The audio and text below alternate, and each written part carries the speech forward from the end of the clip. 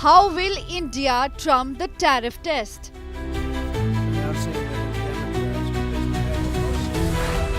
The voice India listens to only on India Today.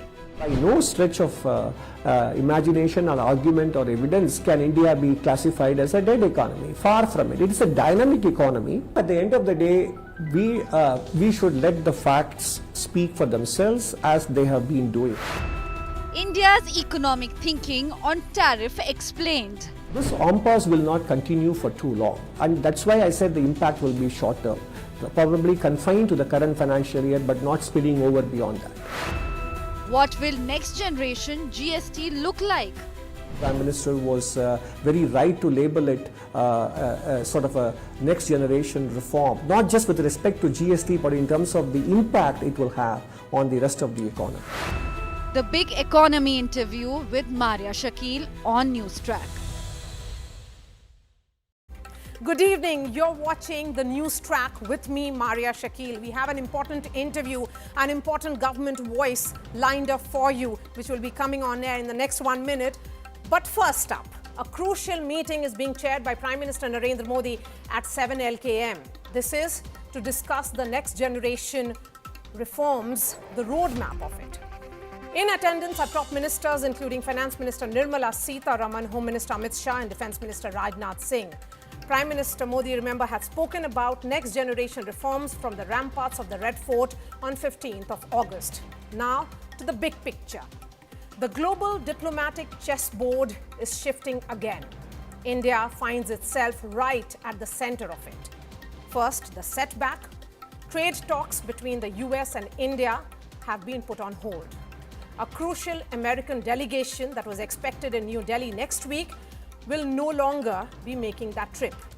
This pause comes at a time when tariff tensions are already running high, leaving India to recalibrate its strategy. Meanwhile, across the Atlantic, all eyes are on that high-stakes meeting between Ukraine's President Zelensky and US President Donald Trump. Their interaction carries weight not just for Europe's security, but also for how the world powers position themselves in the ongoing conflict. And as this unfolds, New Delhi is preparing for a key visitor of its own. Chinese Foreign Minister Wang Yi is set to meet Prime Minister Narendra Modi tomorrow.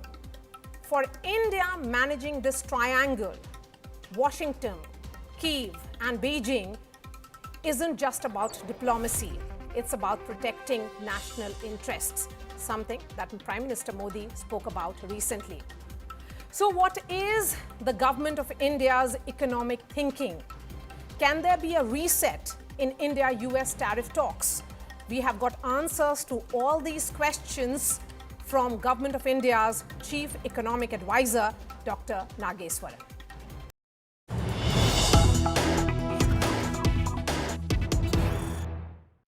Prime Minister Narendra Modi's Independence Day address from the ramparts of the Red Fort laid out a bold economic roadmap. He spoke about next generation GST reforms and a strong reaffirmation of India's strategic autonomy. Remember, all this is coming at a time when the tension is rising globally, and there is also that fear of a sword of sorts which is hanging of tariff threats from the United States. To unpack all these developments and to put in context what really is Government of India's economic thinking, we have with us the Chief Economic Advisor, Dr. Nageswaran. Sir, the Prime Minister has, of course, announced next generation GST reforms. So there's a lot of anticipation, curiosity as to how it will reduce the burden on the Aam Aadmi. So let me ask you that direct question. How do you see this addressing pain points? So first of all, the Government of India, before the GST reforms, in the budget itself in February, gave a significant direct tax break for middle class households. And that will kick in this year. In other words, the taxes that individuals will be paying this year will be much lower than what they paid last year, because in the budget, significant tax reliefs were extended on the direct taxes side. So this is coming on top of that. So we should not forget that is a very significant reform measure already announced on February 1st this year. And GST, the weighted average GST rate, if anything over the years, has been coming down. If anything from 15%, if I'm not mistaken, down to 11+%, the average rate. So GST also has a lot of zero rated items and a very few items in the 28% category, and the number has been whittled down over the years. So this is, we must see this as a sort of a significant move, but it is something, a continuation of what has been happening over the last 8 years of the GST journey.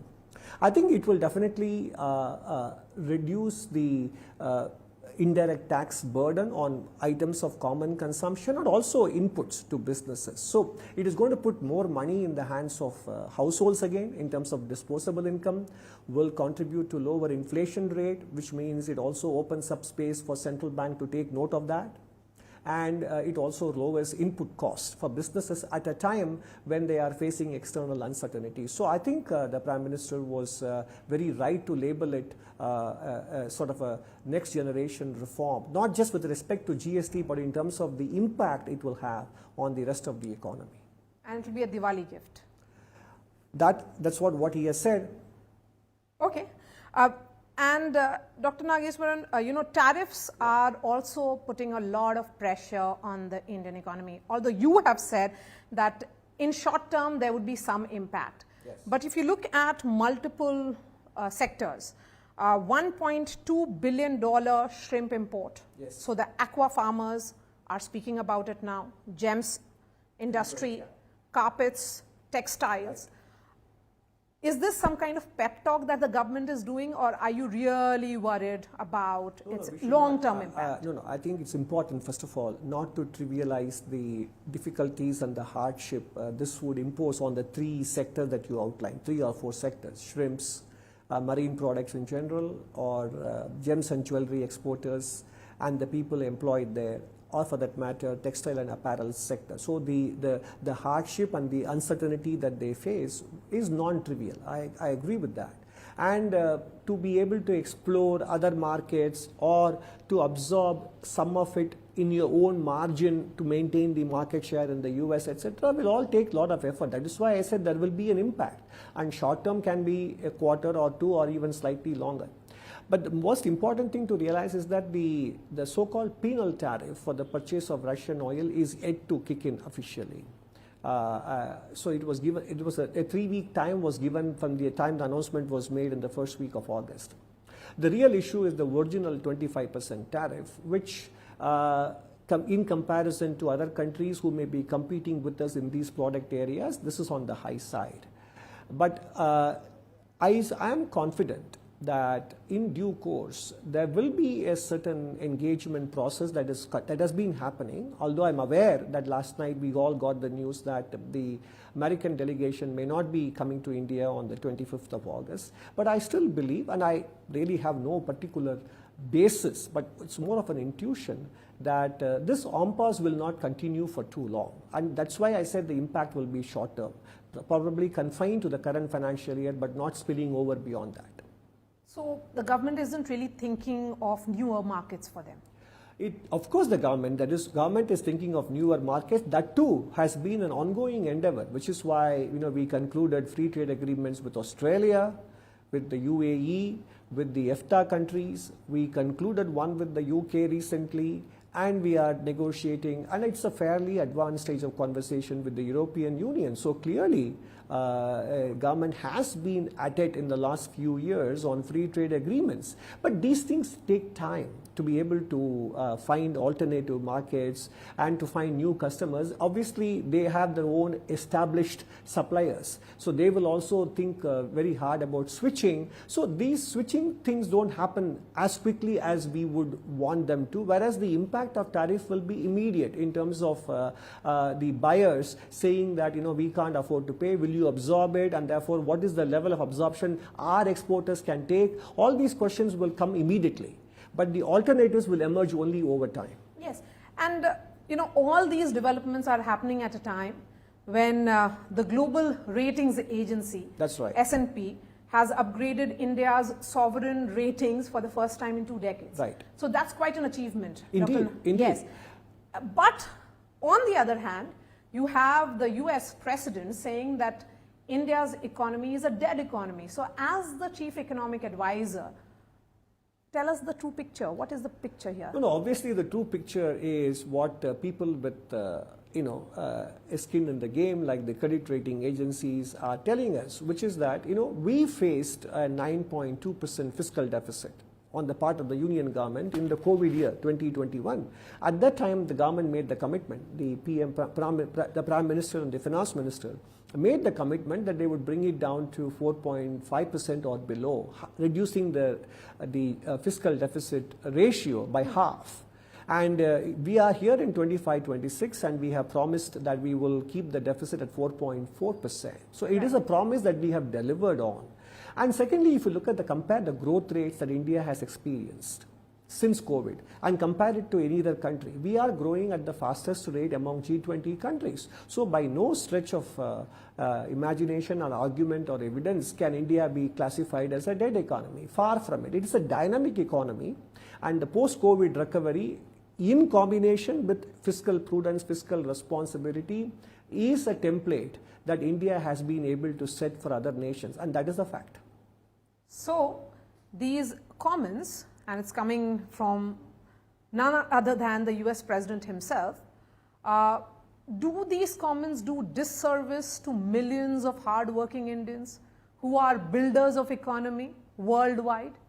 Look, at the end of the day, we should let the facts speak for themselves, as they have been doing, regardless of who it is that is saying this, because if you look at the International Monetary Fund forecast or that of the credit rating upgrade, as you said correctly, coming after 2 decades, these are more concrete acknowledgements of the hard work and the progress that we have achieved. So therefore, I don't think we should dwell on that particular remark and wanting to respond to that, because the facts are responding in their own way. Yes, because the Indian government hasn't spoken on it. There is a great degree of caution. Perhaps that's also how mature democracies must react. And India has been very measured in its response to these comments. Do you feel that we should perhaps set the record straight?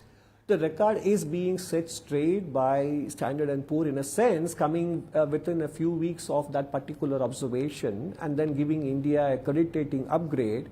And in fact, one could have thought they would think that the current trade impasse with the United States, the trade negotiations, they are not taking the view that this will have a long-term impact on India's macroeconomic performance or fiscal policy.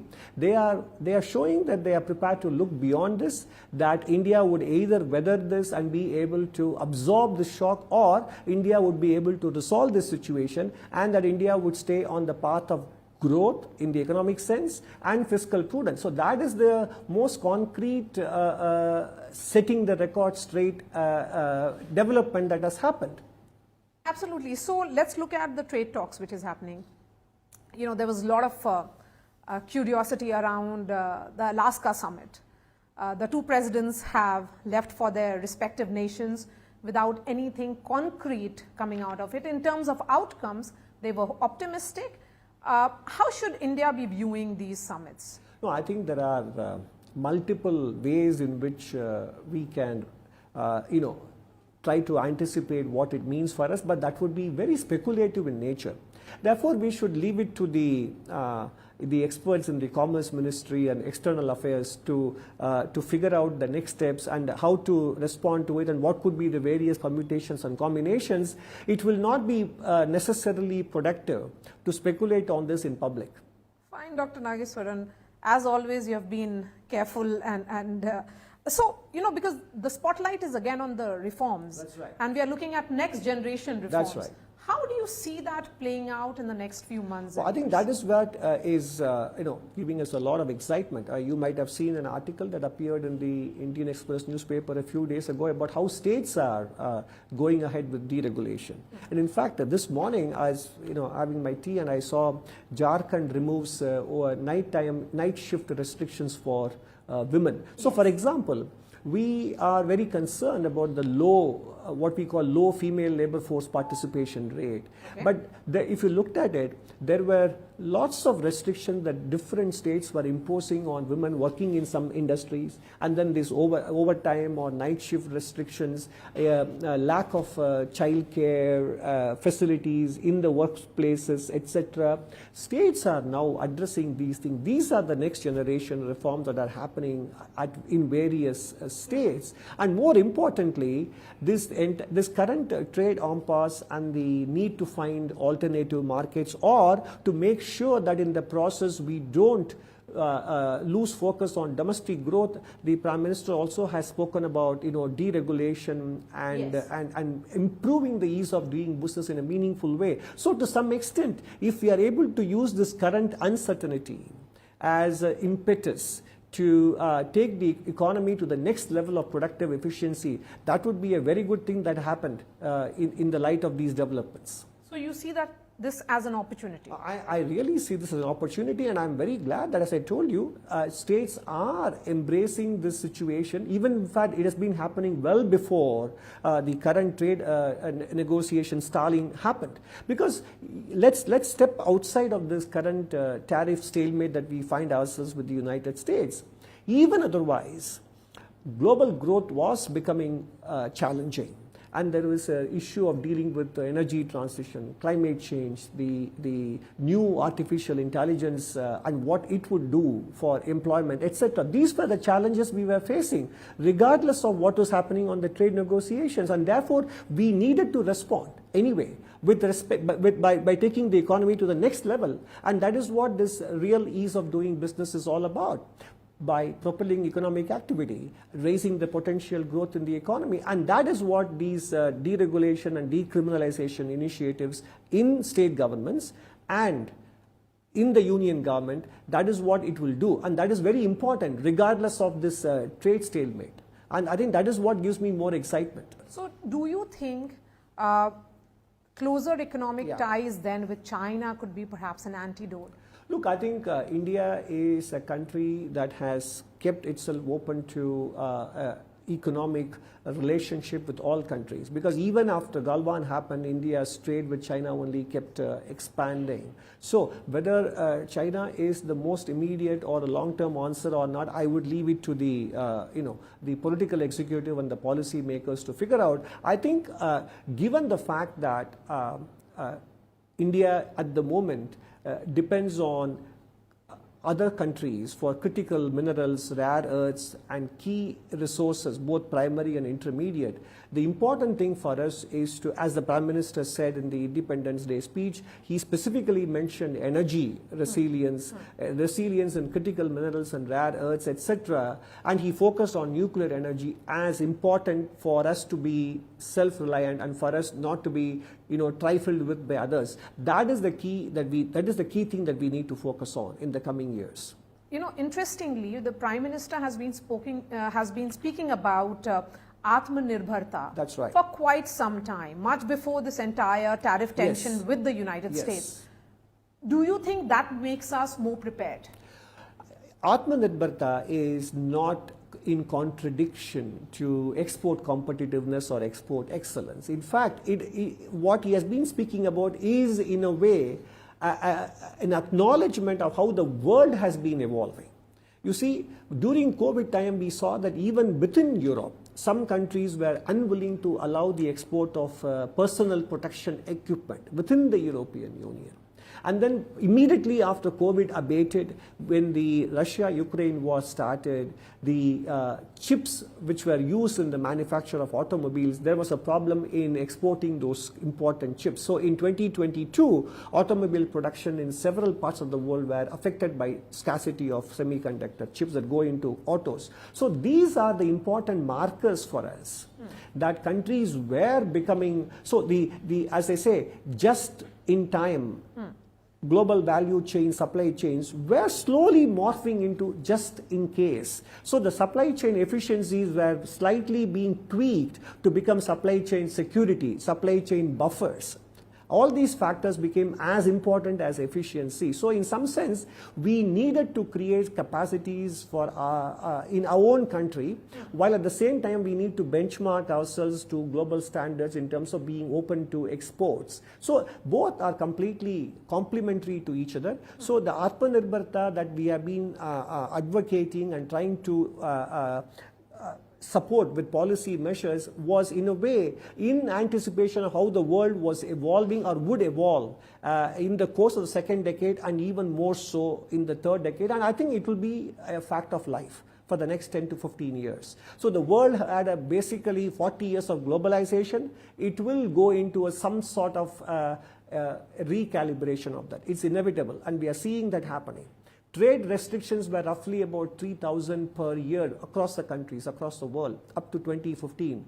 In the last 4 to 8 years, it has doubled. 6,000 trade restrictions are imposed by nations on others, both tariff and non-tariff. This is the reality. So that is why I think Atma Nirbharta is important, and it is not in contradiction to also being an exporting nation. That is what makes us strategically more secure and stronger. The key highlights, among the key highlights was also defense self-reliance, if you look at it. And it particularly played an important role during operations in the world. That's right. Then you have self-reliance in jet engine, semiconductors and high-tech leadership, space sector independence, multiple such sectors that India is looking at. Do you think this kind of self-reliance is making a lot of countries which are seen as developed economies, because India has that trajectory right now, anxious? These countries are anxious. I don't think so, and I think that shouldn't be really, even if it is the case, I don't think it should be a concern to us. I don't think it is making other countries anxious, but I don't know, I can't speak for them. But all I can say is that I think in the areas that you listed, and given the way these have become, important geopolitical negotiating tools for other countries, whether it is AI-related chips or electric vehicle also requires chips these days, and then nuclear energy, and even for renewable energy we need a lot of critical minerals and rare earths, etc. So I think in all these areas,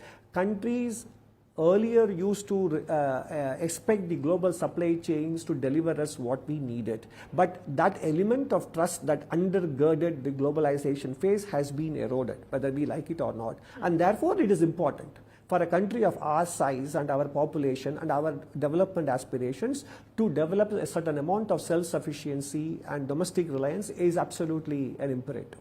Okay, there was another very crucial aspect of Prime Minister's speech, which I want you to speak a little bit more about, which was 1 lakh crore PM Viksit Bharat Rozgar Yojana. Yes, right. The government has been facing a lot of questions with regards to its inability to generate jobs. Actually, the periodic labor force survey, which Ministry of Statistics brings out, actually is showing a healthy labor market in India, and the PLFS, the periodic labor force survey statistics, are very well accepted by all statistical experts that it is a credible and a reliable metric, and it presents a good picture of the labor market situation in the country. Now, employment is something that the government undoubtedly facilitates through skilling, through various incentives for technological upgradation, through its boost to small and medium enterprises and manufacturing and labor-intensive sectors. If you take all these dimensions as important for employment generation, the government has been announcing various policies. In fact, in the last 10-12 years, the amount of attention given to small and medium enterprises through credit guarantees, through upgrading their thresholds, through access to finance and formalization, all these things are actually employment facilitating. So at the same time, the numbers in India are staggering because of the population size, and we wrote in the economic survey that we have to create 8 million jobs a year at the minimum for the next 12 to 15 years. By the way, private sector estimates do point out that India created 15 million jobs in 23-24 and 24-25, and you see that in the monthly accretion to the Employee Provident Fund organization net new joiner numbers. A lot of people say, this is fine, but there is underemployment in the country. But frankly, no country's statistical system measuring employment will be able to tell you exactly what and how to measure underemployment. That is like saying you are in a job that you don't exactly are happy with, and it actually is a little lower in terms of your capabilities, and therefore you are earning less than what you should be earning. That kind of information is so difficult to get through any unemployment survey, okay? Which is why Ministry of Statistics, and that will show up eventually in household income growth, which is why the Ministry of Statistics is launching an income survey next year. But the point is, this scheme that the Honorable Prime Minister announced yesterday was hinted at in the budget last year in July, and it is now being rolled out. It is a 5-year project. It is incentivizing our industries also, which are very keen to adopt the new technologies, to focus on labor-intensive sectors as well and employ more people. So some states are very advanced in terms of the income growth and where they are in the economic journey. They can focus on capital-intensive sectors. And some other states, which are still lower down in the income growth ladder, can focus on labor-intensive sectors. And for manufacturers to locate themselves in those states, this scheme will be extremely valuable. Let's wrap up this interview, Sure. Dr. Nageswaran, with Sure. my last question. Sure. How did India get caught into this tariff vortex? I think right now it is water under the bridge. It will be very difficult to spell out the various reasons. At the end of the day, as the Prime Minister said, there are some red lines given the readiness and given the importance of some sectors in the economy, and therefore it could be the case that we are currently finding ourselves in some sort of a stalemate situation. But India has been opening up its economy over time. Most of the sectors are open for FDI on an automatic basis. We are importing more defense equipment from the United States. If you compare to where we were in 2014, how much we were importing from them and how much we are importing now, it has gone up considerably. And same is the situation with respect to crude oil imports as well. So we are clearly moving in the direction of diversifying our sources, not reliant on one source for one commodity. So I think it's important for others also to focus on the marginal change rather than looking at the absolute numbers. And more importantly, we are a country with a large population and a lower per capita income compared to advanced countries, and therefore there has to be some consideration for that context as well. But I think these considerations will eventually begin to get reflected in the conversation that we have with other nations. All right. Thank you so much for speaking to India today.